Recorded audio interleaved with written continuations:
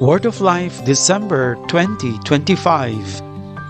All the ends of the earth will see the salvation of our God.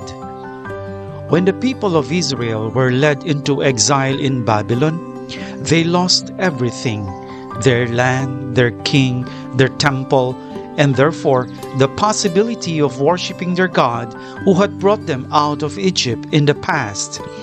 But then, the voice of a prophet made an astonishing announcement. It was time to return home. Once again, God would powerfully intervene and lead the Israelites across the desert to Jerusalem, and all the peoples of the earth would witness the miraculous event. All the ends of the earth will see the salvation of our God. Today too, alarming reports fill the news. People are losing their jobs, their health, their security, and dignity. The future of young people is particularly at risk because war and poverty caused by climate change is robbing them of their homeland, peace, and dignity. This tragic scenario on a planetary scale takes our breath away and leaves us living beneath a very dark cloud.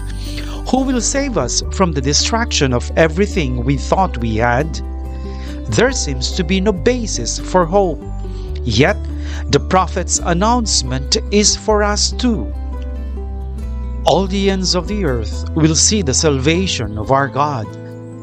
God's Word reveals His action in both our personal and collective history and invites us to open our eyes to the signs of His plan of salvation. This is already at work in so many different ways. It can be seen in the commitment of a teacher, the honesty of a businessman or woman, the integrity of an administrator, the fidelity of a married couple, the embrace of a child, the tenderness of a nurse, the patience of a grandmother, the courage of those who peacefully oppose crime, and the welcome of a community. All the ends of the earth will see the salvation of our God. Christmas is approaching.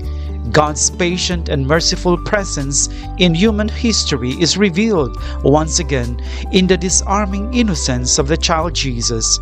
We can bear witness to this through the choices we make, which may be different from many of the current trends in society. In a world which may seem paralyzed by materialism and selfishness, and where strife and the law of the strongest and most unscrupulous prevail, the answer is to love our neighbor. This is the medicine that can bring healing. It is like a wave of divine warmth that radiates and spreads, gradually transforming society by penetrating relationships between individuals and groups. Just as at a certain moment the people of Israel set out on their journey, this is the time when we too can take a decisive step to reach out to those who need to experience a gesture of care and closeness. The young and the old, the poor and the migrants, the unemployed and the homeless, the sick and the imprisoned. We must bear witness to the gentle yet powerful presence of God's love among us. Today, the boundaries we encounter as we share this good news with others may be geographical, such as frontiers or the painful dividing lines of war, but they may also be cultural and existential. Even digital communities, which are often populated by young people, can make an effective contribution to overcoming aggression, loneliness, and marginalization.